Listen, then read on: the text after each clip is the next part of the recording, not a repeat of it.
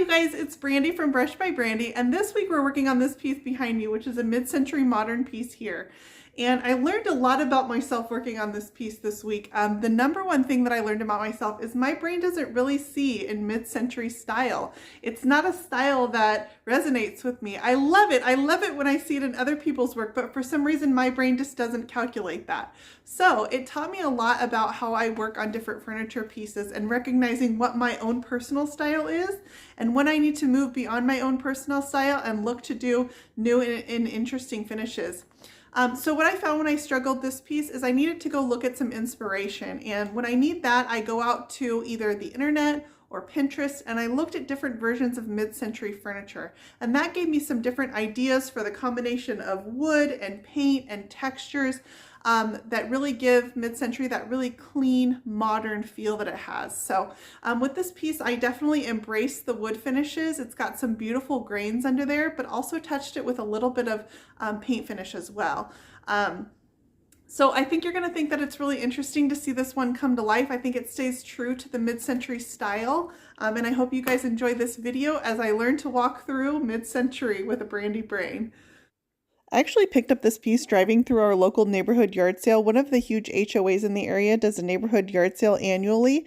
And if you wait till the end of the last day, people start putting stuff out of the curb. And I actually got lucky finding this gorgeous piece of furniture. It did need a leg reattached, but it was a super easy repair. I think that's why it was put out the curb at the end of the day. So I always start my pieces with a good cleaning with Dixie Belle White Lightning Cleaner. And once this was cleaned, I jumped into starting to sand the drawer fronts using my Surf Prep sander.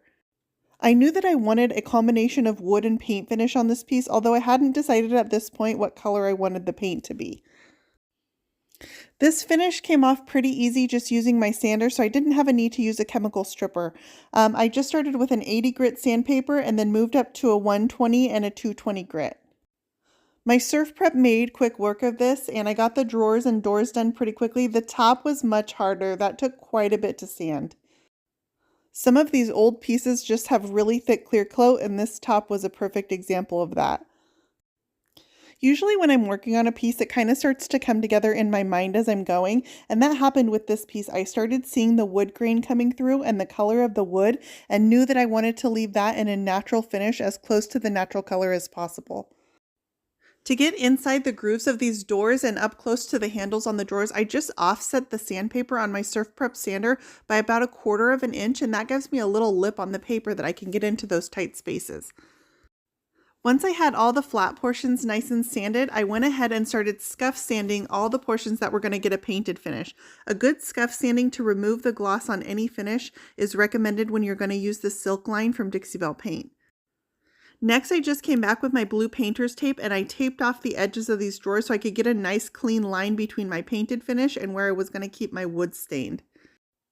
Now I fully expect the question, hey, didn't we see this piece in green when it first started? Why is she painting in black? So you guys, I don't always get the color right on the first time, and that's exactly what happened here. I originally saw this piece in black, and when I put it on the body, it was just too dark. So I went for a custom mix of Dixie Belle Silk paint, and I did about a 50-50 mixture of the color Harbor with Hampton Olive. This mixture created a nice, soft, almost eucalyptus color that was beautiful against the wood grain of this piece. It was definitely the right choice to change. With my sanded portion done and my color decided, I can go ahead and start putting some color on the body. I'm going to go ahead and clean the sides of this piece and start laying on my Dixie Belle Silk. With silk, it is recommended to give your surface a scuff sand, and this just means to take down the sheen of the original finish. Here I'm using my Surf Prep Rad Pad and just scuff sanding my surface. Silk goes on beautifully. They recommend using a synthetic bristle brush, so here I'm using my Dixie Belle Mini, and then you're going to use a dry brush, no water with this paint, laying your paint on in long, even strokes all the way down the side of my piece. I got really good coverage in my first coat of paint, but this did end up taking 2. At this point, I had not finished my top and the wood portions on the piece, so any spots I got a little bit of paint, I just came back and lightly sanded that back off, and I could finish the wood portions again later. There's that black, you see what I mean? Way too much contrast with the wood. It's pretty, but wasn't the look I was after.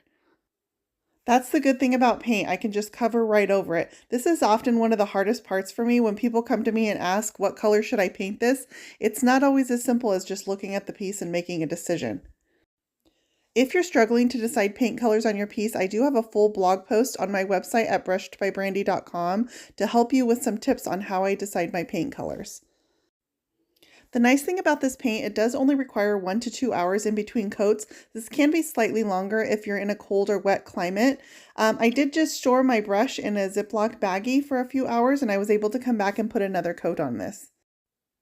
On my second coat, I did decide I wanted the color slightly more green, so I just mixed in a little bit of extra Hampton olive to give it a more green tint as opposed to the blue that it was kind of leaning. I get asked a lot why I paint with my drawers in my piece, and that's usually when I'm doing a blended finish over the front to get a nice consistent blend. In this case, because it's a solid color, I do take my drawers out always, and I make sure and paint around the frame so inside is matching the outside of the piece as well. Dixie Belle Silk is a self-leveling paint, so as long as I give it a reasonably good start, it's going to level out and give me this perfectly smooth finish with minimal brush strokes. Because silk doesn't work as well with water, it's not the best paint for blending, but we already have the best paint for blending on the market with the Dixie Belle Chalk Mineral line. In this case, silk is perfect for this mid-century piece because it does these really clean, smooth finishes flawlessly.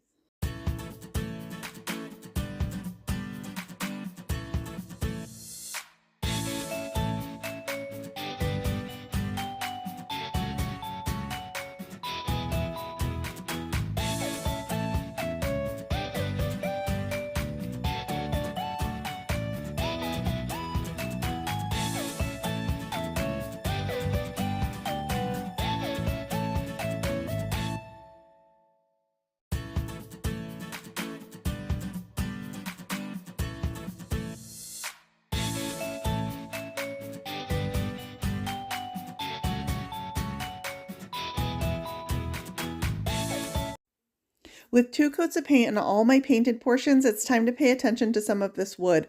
Look at that grain, it is fabulous.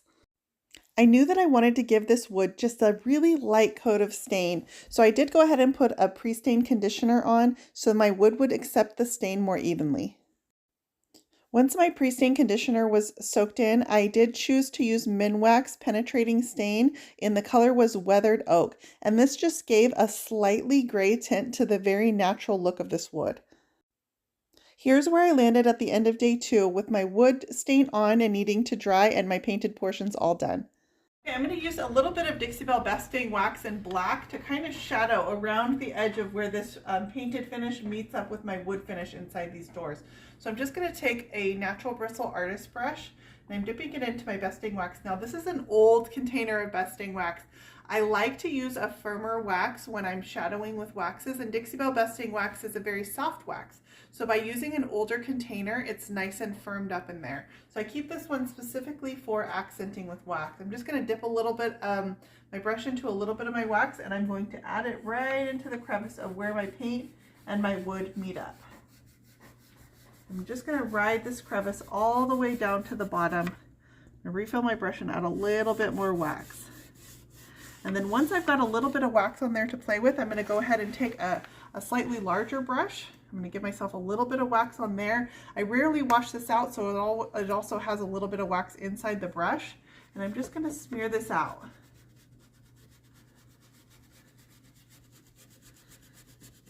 And this gives me a nice shadowing effect to bring that line that I made inside the door of this piece and carry it out a little bit, so I've just got a little bit of shadowing into the wood on this piece. It's just darker along the edges. It also helps it look like there's a shadow from the overhang of where this door overlaps to the wood portion. So I'm going to go ahead and do this all the way around my door, and that's going to give me a nice shadowing effect. And then once this dries, I can go ahead and move on to the next step with this.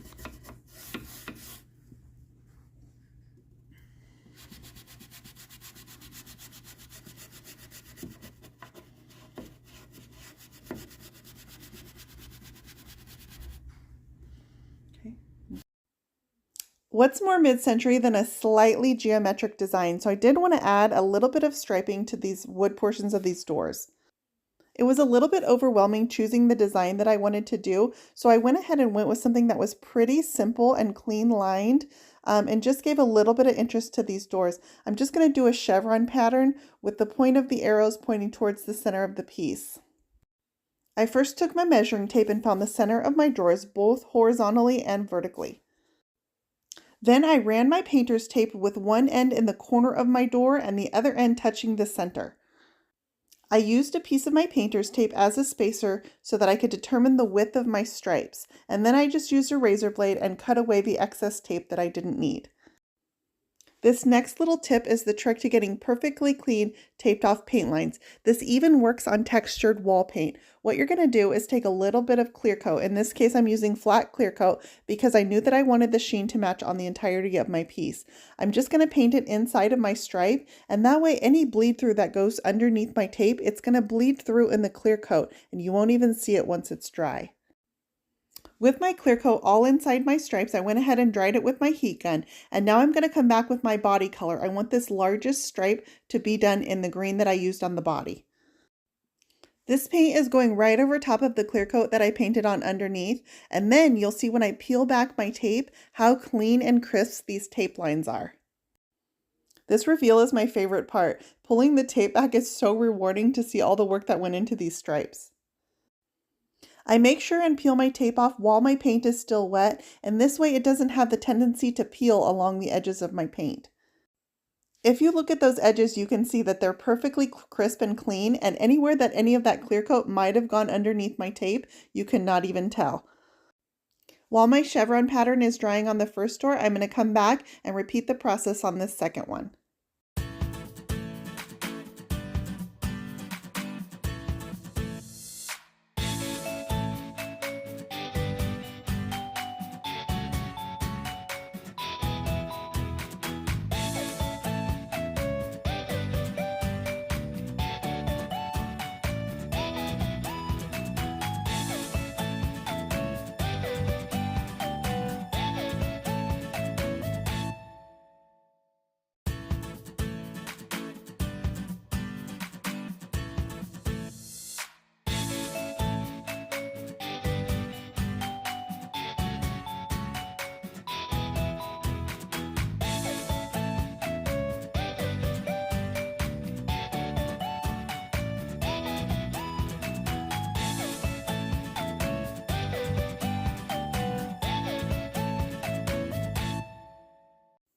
Here's that process again. Find your center, tape off your lines, paint inside the lines with your clear coat, and then go over that with your paint. I knew that I wanted to repeat this process on my doors using contrasting colors. So I did my main stripe in my body color of green, and then I came back with the silk in Anchor, which is a pure black, and then an oyster, which is a soft gray, and repeated the same process. All of my stripes are slightly varying in size, and that way I got a little bit of contrast and interest in the size of the stripes themselves. This was tedious work. I want to say the full process took me about an hour, hour and a half to do on both doors and get my stripes perfectly straight and even and clean, but I'm really happy with the results. I think it's a nice touch to the mid-century finish on this piece. Pulling the tape back on my final stripe was so rewarding to see the three colors against each other. So be patient with this part. Expect to use quite a bit of painter's tape, a lot of time. Get your ruler out, make sure they're straight and even, but it's so worth it in the end. Mid-century looks are very clean and crisp, and I would say where you save on time in doing a lot of work in your finishes, you spend that time doing detail work. So with these finishes, you want to make sure your precision is top-notch. All right, I let my stripes dry and then I can come back, and now that my wood stain is all absorbed, I'm going to go ahead and put a clear coat on this piece. I chose to use Dixie Belle flat clear coat, and that's because flat clear coat over raw wood gives you the closest look to the raw wood on its own, but still that extra bit of protection of a clear coat. Silk paint doesn't require a clear coat, but I chose to go ahead and add that over the top so that my entire piece would have the same sheen throughout. This piece had the perfect mid-century legs, so I chose to go ahead and add a little bit of Dixie Belle Gemstone mousse in gold to really bring them out. I just applied the mousse with a little bit of water and an artist's brush, and once it was dry, I came back and sprayed the legs using a high gloss acrylic finish. With that final touch of the high gloss gold legs, this piece is done and it's fabulous. I will not shy away from mid-century again in the future, that's for sure. If you enjoyed this video, I hope you'll click the subscribe button. You can find more Brush by Brandy on Facebook, Instagram, Pinterest, and YouTube.